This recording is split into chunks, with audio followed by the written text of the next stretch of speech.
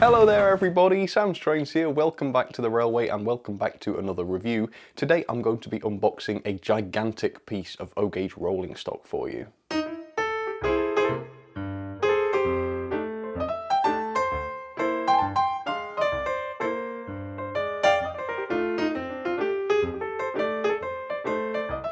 So a few weeks ago I took a close look at the Oxford Rail double O-gauge Warwell wagon. If you'd like to see that video, check it out up there. It was a really good wagon actually. Now I didn't know this was happening, but inside my head, the moment I unboxed that double O-gauge Warwell, I got to thinking, what are those O-gauge Hattons ones like? So rather than just wonder about it, I picked up this. Now Hattons do have quite a range of O-gauge Warwell wagons. I've got a link down in the description if you want to check them out. Obviously, as O-gauge wagons and not double O, they're about 8 times the size of the double O-gauge Warwell wagons, but interestingly the price, as you can see here, is only 3 times that of the double O-gauge Warwell wagons.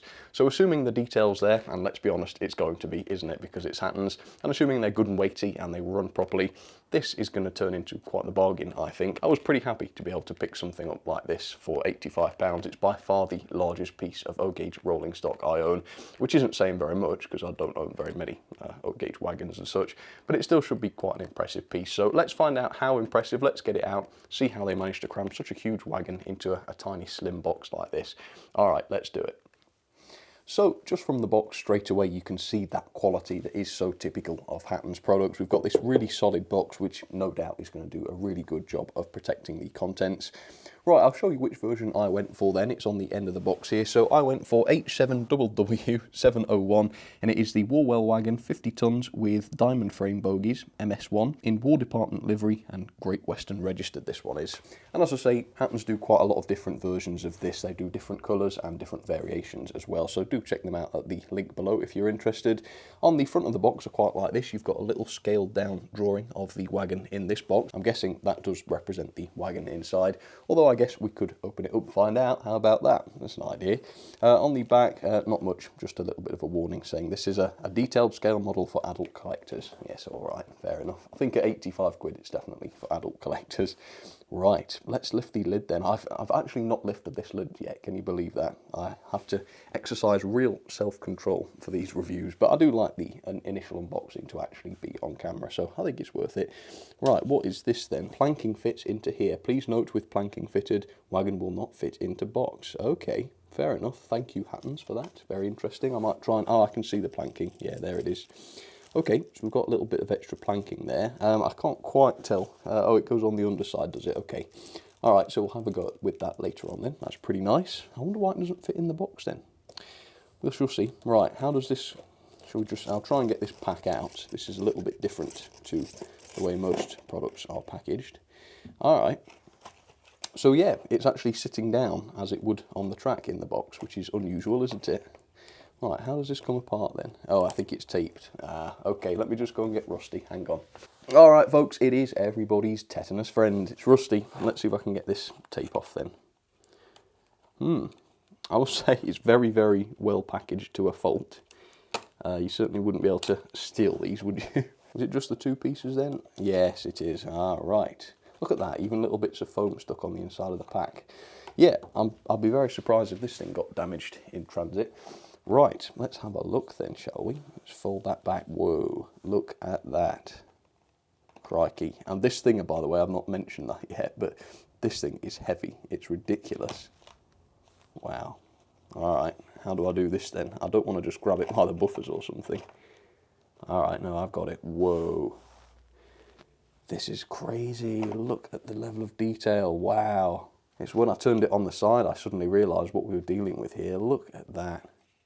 And that is metal. Whoa, that is metal. That whole underframe piece there. In fact, the whole underside is metal. That's crazy. The Oxford one was 1/3 of the price. It's double O-gauge and it was plastic. This is metal. I can't get over that. Sorry, folks. Wow, that is unbelievable. What a piece, what a piece. All right, well, a little history on the Warwell wagons for you then, and then we'll take a close look at this. This is exciting. The level of detail is amazing. Wow, this is why we do these things. Okay, let's do that history. So the Warwell wagons were built for the transportation of tanks during World War II. Introduced in 1942, they were necessary because existing rolling stock was not sufficiently large so as to accommodate them. Following the end of the war, they were maintained and reused for other purposes. The military, for example, continued to use the Warwells too for the transportation of various equipment.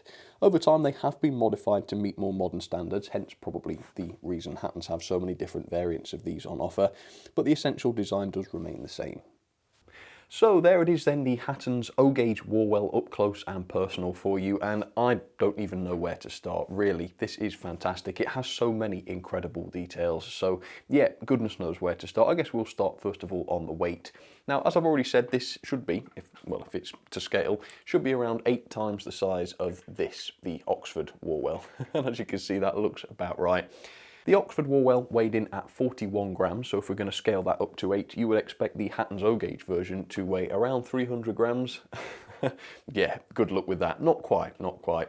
This weighs in at 494 grams, nearly 500 grams. That is 12 times the weight of the Oxford Warwell. Absolutely amazing, due of course in no small part to the massive amount of die cast. I can't believe that this was only 85 quid given all of the metalwork on this. It's just amazing. Half a kilogram on a wagon that's not even a coach or anything. I mean, it's got a relatively small bed, hasn't it?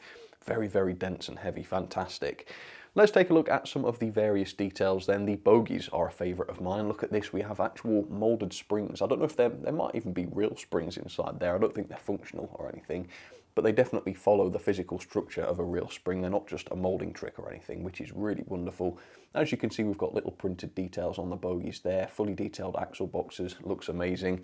Should talk about the decoration actually. We've got a lot of printed details. Warwell, number 1, it says, on loan to the Great Western. Very, very nice. Load, 50 tons, distributed over 14 foot in well. I think that's what it says, it's very small.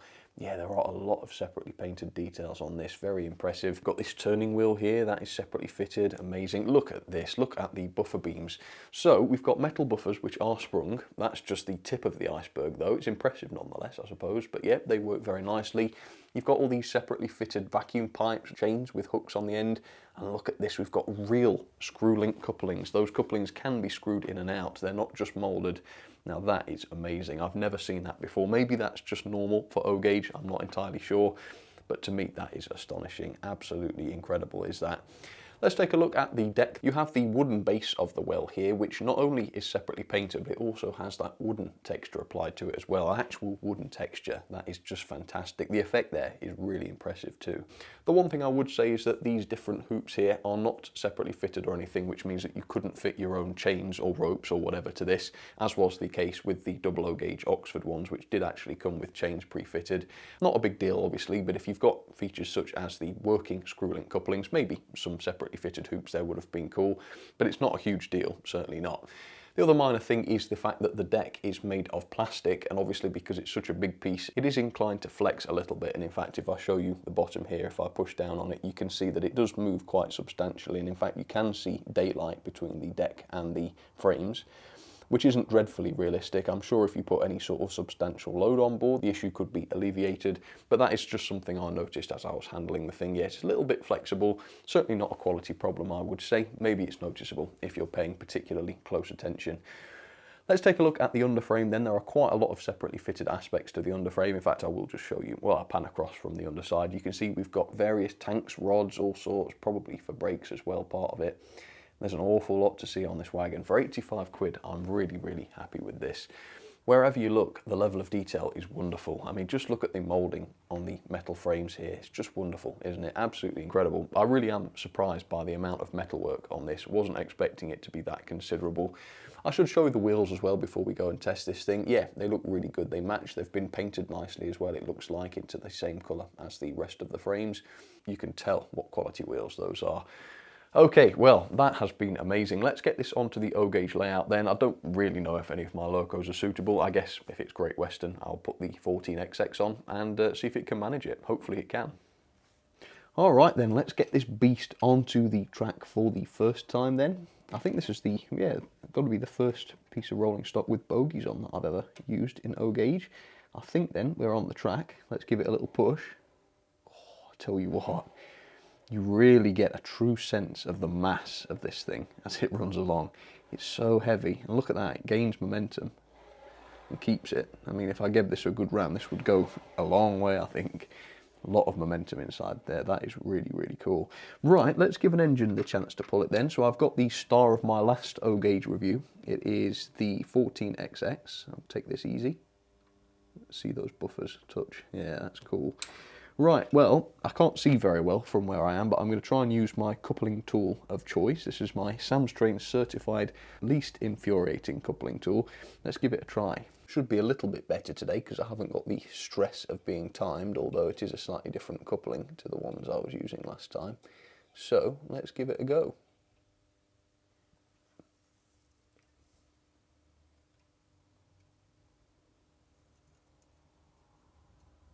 Yeah, it's on. Okay, that wasn't too bad at all. Right, let's get the 14XX to pull the Warwell away then. Just verify that we're coupled. I think we are though. There we go, and I'll take it off onto the outside line and we'll have a go around the room, shall we? So let's find out how the Warwell handles the points. Obviously points when put into this formation form an S-bend, which is very tricky for rolling stock because it twists one way and then the other, but that has worked absolutely fine, as you can see. It did stop in the middle there, that's just because I have to swap controllers. But no, that worked really well. Now though, of course, I'm going to be pushing backwards with the loco, which will be interesting around my curve. Hopefully we won't get any buffer lock with that. So here we go.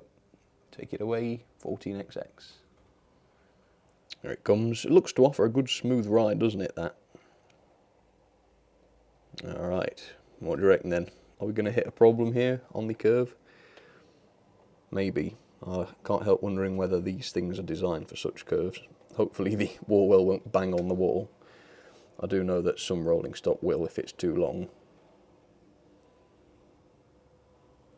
Yeah. Okay, that seemed to work alright, not too bad. I did notice though that the buffers were springing right in and the screw link coupling was stretched tight. So I reckon I need to probably loosen the screw link coupling a little bit, otherwise it could cause derailments and put things under too much stress. Let's do that forwards again and I'll try and show you that up close. Here we go then, forwards in the original formation. Pay close attention to the buffers. Look at that, ooh. They're compressed right as far as they'd go. I think if that screw link coupling was any tighter, it would be derailing. Let's watch that in reverse. Do we get any buffer lock?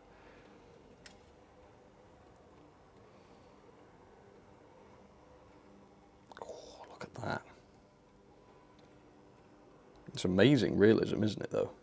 But as you can see, the screw link's very, very tight there. Right, let me loosen it up and see if it's any different. Okay, the wheels are creeping into shot. I'm going real slow this time, or maybe a bit too slow. So I have adjusted the... Oh, come on, a bit more than that. Yeah, I've adjusted the coupling, which was amazing, by the way. I can't believe I've actually been screwing a screw link coupling. Pardon the phrase. Oh. Yeah, that's better.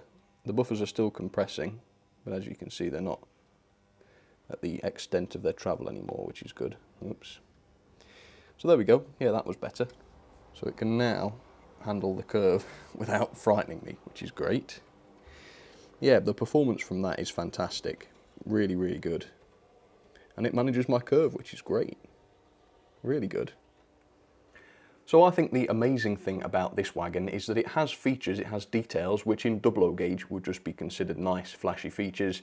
But those details in O-Gauge actually have a use. The sprung buffers, the screw link couplings, allow this Warwell to handle my layout, whereas if it just had the sort of standard screw link coupling, which doesn't really work, like on the Dapo 14XX, it would probably have derailed on there. The realism is just immense. Absolutely wonderful. So here are some of my ratings then for the astonishing, really, Hatton's Warwell wagon in O-Gauge. The level of detail was really, really impressive. Everything about this was amazing, particularly the working screw link couplings, but there's a lot of other features on this that are amazing. The bogey detail, the metallic finish, which can only be achieved really by using real metal, which of course Hatton's have. The decoration, everything was astonishing. The only thing that I thought could have been better, and it's really quite insubstantial really, are those little rings that would have chains or ropes attached to them. because they're not separately fitted, you can't actually make use of those on the model. I thought that was maybe something that people might conceivably complain about. Not me really, but obviously it's got to be objective. The performance though is definitely a 5-star, fantastic performer. It runs so smoothly, it ain't gonna derail because of all that weight. And as I've been saying, the actual working buffers and that screw link coupling, which can be adjusted, means that this thing runs as the thing in real life would, very, very realistically. And also those features allow you to adjust the wagon to actually allow it to handle tight curves. Amazing, really, really quite incredible. The quality then is very, very good. All of that metal work is very impressive indeed. I was shocked at just how heavy this is, weighing in at 494 grams, the best part of half a kilogram, of course. The only minor quality problem I had really was the deck being made of plastic. It was quite flexible and you can see through it. It looks a little bit unrealistic. Besides that though, the build quality is really, really good. Fantastic decoration, very sturdily put together. No glue marks in sight, very, very good quality. Very, very good quality. Value for money then I think is fantastic, given that this is 8 times the size and 12 times the weight of the Oxford double O gauge Warwell. I think being only 3 times the price is an absolute steal, so I've given it 4.5 star.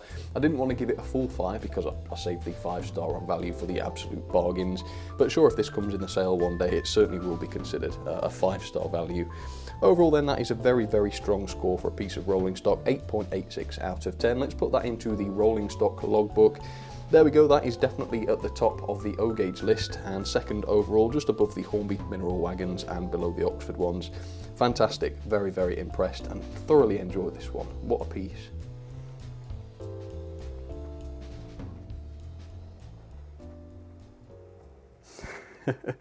Sorry about all the strange lows. There is something fun, if childish, about making it pull things. Look at that. 14xXception right there. What a piece of rolling stock this really is. I love it.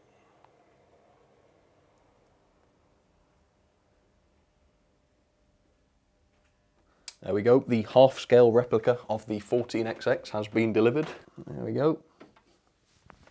So there we go, folks. That is my review of the Hatton's O-Gauge Warwell wagon. Thoroughly enjoyed that and really impressed as well. Let me know. I'll put a poll in the community tab so that you guys can rate the Warwell out of 5, and I will reveal your user scores on the next Model Railway News video. Yeah, that was wonderful. Really, really enjoyed that, and I'm going to be looking for excuses now to get this running on future O-Gauge videos because it's that much fun. It really is. So thanks for watching. Hope you enjoyed that. Really do appreciate your company as always, and hopefully, folks, I will see you very soon for some more videos. All right, keep the O-Gauge suggestions coming in. I've been loving it. Really, really interested to know what else is out there and to obviously give some of it a try, funds permitting. So thanks for your time. I'll see you on the next one. All right, cheers, folks.